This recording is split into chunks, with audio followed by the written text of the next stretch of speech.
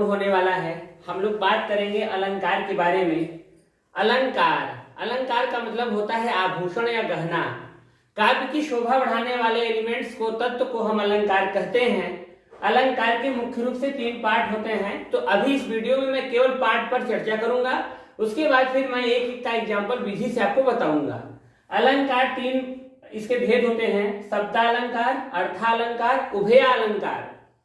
शब्दालंकार के 7 भेद हैं: अनुप्रास, यमक, श्लेष, वक्रोक्ति, पुनरुक्त वदाभास, पुनरुक्ति प्रकाश और विप्सा। अब हम अनुप्रास अलंकार की बात करें तो इसके 5 भेद हैं: छेकानुप्रास, श्रुत्युनुप्रास, वृत्त्युनुप्रास, लाटानुप्रास, अंत्यानुप्रास। और वृत्त्युनुप्रास की बात करें तो उपनागरिका, पुरुषा, कोमला। और अर्थालंकार की बात करें हम तो इसके 12 भेद हैं। कोई कोई विद्वान इसके 15 या 18 भेद भी बता देते हैं, तो हम 12 भेद पर ही चर्चा करेंगे। उपमा अलंकार अनन्वय, प्रतीक, व्यतिरेक, रूपक, भ्रांतिमान, उत्प्रेक्षा, दृष्टांत, उदाहरण, संदेह, अतिशयोक्ति, अर्थांतर, न्यास। और उपमा अलंकार के 2 भेद हैं: पूर्णोपमा, लुप्तोपमा। रूपक के 3 भेद हैं: सांग, निरंग, परंपरित। और उत्प्रेक्षा के 3 भेद हैं: वस्तुत्प्रेक्षा, फलोत्प्रेक्षा, हेतुत्प्रेक्षा। अब हम बात करेंगे शब्दा अलंकार के बारे में। चलिए एग्जाम्पल को हम विधि से देखें। अलंकार को इसे कहते हैं गहना या आभूषण। अलंकार को हम गहना या आभूषण कहते हैं, इसीलिए कहीं कहीं हम देखते हैं आभूषण के दुकान पे अलंकार लिखा रहता है, अलंकार मंदिर। जो अलंकृत करे वह अलंकार है, जो अलंकृत करे वही अलंकार है। जैसे अभी आप देख लीजिए, महिलाएं हैं, जब आभूषण पहन लेती हैं तो उनका श्रृंगार देखने लायक हो जाता है। उसी प्रकार से काव्य की शोभा बढ़ाने वाले तत्व को अलंकार कहते हैं। और यह दंडी महाराज ने कहा था, यह बहुत ही इंपॉर्टेंट अपने आप में डेफिनेशन है, परिभाषा है। काव्य की शोभा बढ़ाने वाले तत्व को अलंकार कहते हैं। अब हम बात करेंगे शब्दा अलंकार के बारे में। शब्दा अलंकार जैसे मैं देखूं, कनक कनक ते 100 गुनी, माँ दत्ता अधिकाय, वा खाए बौराय जग, या पाए बौराय। यहाँ देखिए, कनक जो वर्ड है, कनक जो शब्द है 2 बार आया है। पहले कनक का अर्थ होता है धतूरा और दूसरे कनक का अर्थ होता है सोना। और सोना में 100 गुना इससे ताकत होता है धतूरे से। दोनों को, एक धतूरा को खाने से लोग बौरा जाते हैं और सोना को पाने से लोग बौरा जाते हैं। तो यहाँ पे शब्दालंकार का मैंने एग्जाम्पल बताया, उदाहरण बताया। अब मैं शब्दालंकार के भेद पे चर्चा करूं। शब्दालंकार के 7 भेद होते हैं: अनुप्रास अलंकार, यमक अलंकार, श्लेष अलंकार, वक्रोक्ति अलंकार, पुनरुक्त वदाभास, पुनरुक्ति प्रकाश और विप्सा। जिसमें से मैं पहले अनुप्रास अलंकार पे चर्चा करूंगा। देखिए, इसको बहुत आसानी से हम समझ पाएंगे, कभी भूलेंगे नहीं। अ से अक्षर, अ से अनुप्रास, अ से अक्षर और अ से अनुप्रास।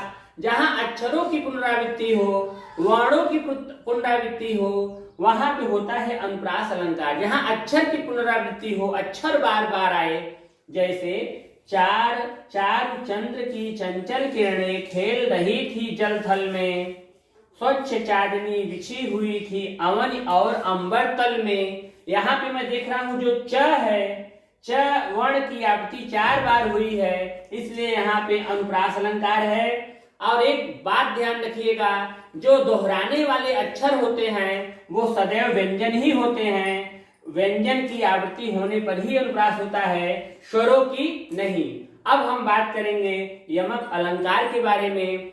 यमक अलंकार में आप जानते हो कि जब कोई वाक्य बनता है तो पहले अक्षर होता है, तब शब्द होता है, तब वाक्य बनता है। तो अनुप्रास में अक्षर हुआ, यमक में शब्द होगा। यमक अलंकार में शब्दों की पुनरावृत्ति होती है। तो अब बहुत अच्छे तरीके से याद करिएगा कि अनुप्रास में अक्षर और यमक में शब्द। शब्द की मैं बात करूं तो इसका एग्जाम्पल क्या है, जैसे कनक कनक ते 100 गुनी, माँ दत्ता अधिकाय, वा खाए बौराय जग, या पाए बौराय। यहाँ पे कनक जो शब्द है 2 बार आया है, इसलिए यह यमक अलंकार है। शब्द अलंकार के 7 भेद हैं। अनुप्रास और यमक हमने समाप्त कर दिया। अब हम चर्चा करेंगे। देखिए, अब हम इस वीडियो में अनुप्रास अलंकार के वर्गीकरण पे चर्चा करेंगे। अनुप्रास अलंकार जो है इसके 5 भेद होते हैं, जिसमें से आपका पहला है छेकानुप्रास, श्रुत्युनुप्रास, वृत्त्युनुप्रास, लाटानुप्रास, अंत्यानुप्रास। और छेकानुप्रास के बारे में पहले हम डिस्कस करें। छेकानुप्रास क्या है? जब एक या अनेक वर्णों की केवल एक बार आवृत्ति हो, एक ही बार आए, माने पहली बार और दूसरी बार को मिलाकर के केवल 2 बार, अर्थात 2 बार आता है, तो वहां छेकानुप्रास होता है। 2 बार ही आता है, वहां छेकानुप्रास होता है। भय प्रगट कृपाला, दीन दयाला, कौशल्या हितकारी, ये गोस्वामी तुलसीदास के का रचना है। तो यहाँ पे आप देख रहे हैं दीन दयाला है, यहाँ पे द वर्ण जो है, जो द अक्षर है, जो द वर्ण है, वो 2 बार आया है।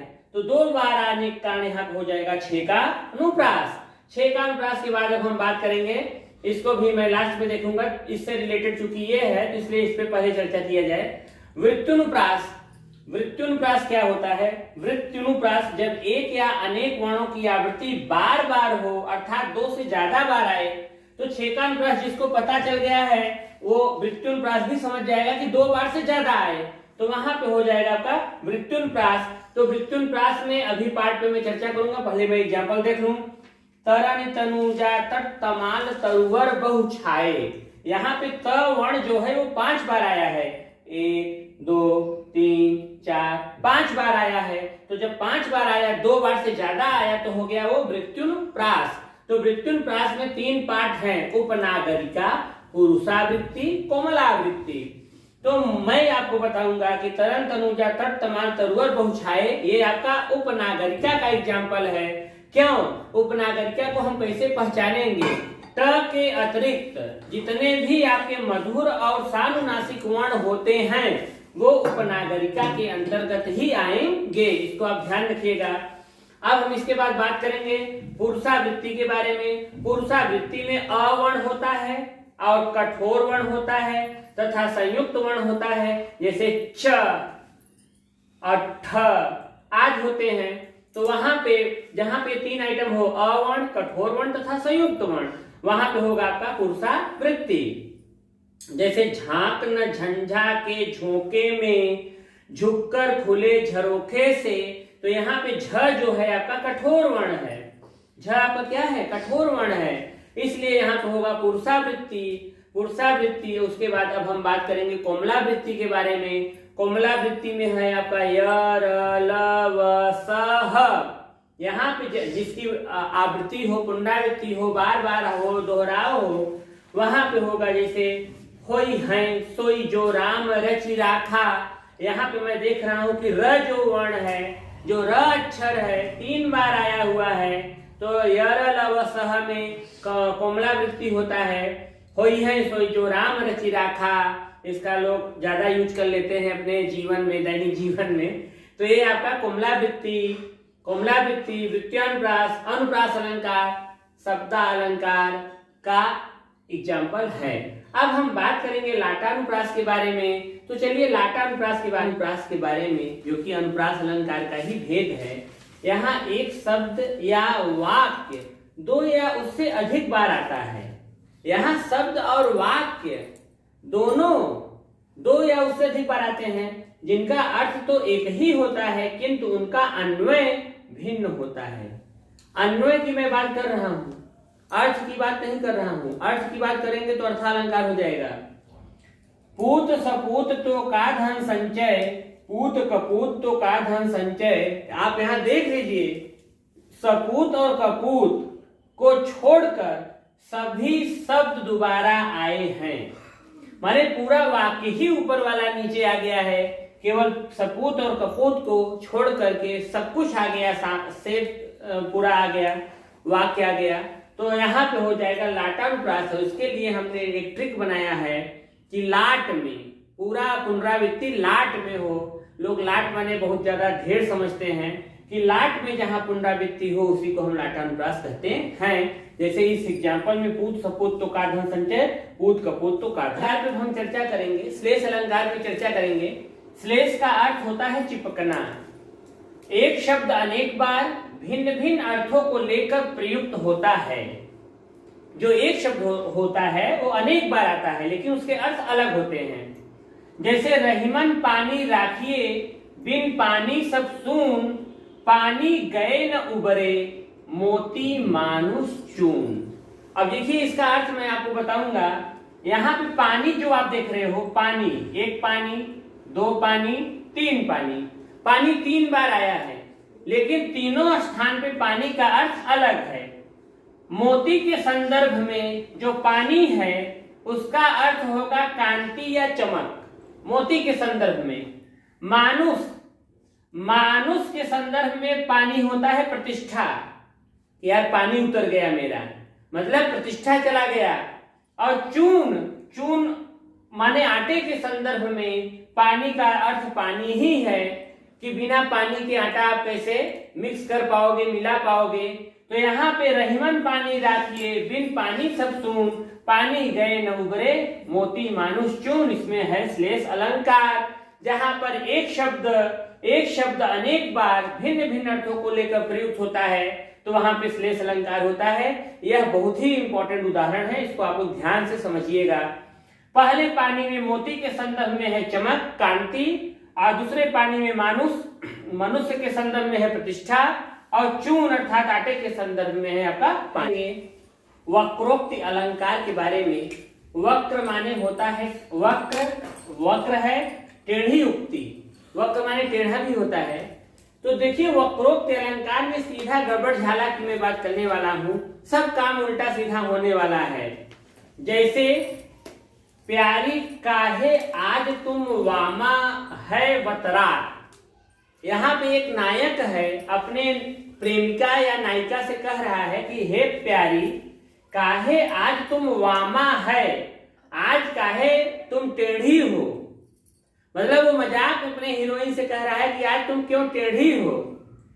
हम तो, नायिका क्या जवाब देती है, हम तो हैं वामा सदा का अचरज की बात। तो यहाँ पे जो नायिका है वामा को अच्छा मानी, और वामा माने स्त्री होता है। तो पहला वामा का अर्थ हुआ टेढ़ी और दूसरा वामा का अर्थ हुआ स्त्री। तो नायिका ने उसको सही सेंस में लिया और लेकर के जवाब दिया कि इसमें अचरज की क्या बात है, मैं तो स्त्री ही हूं। तो ऐसे स्थान पे जहां गड़बड़ झाला लगे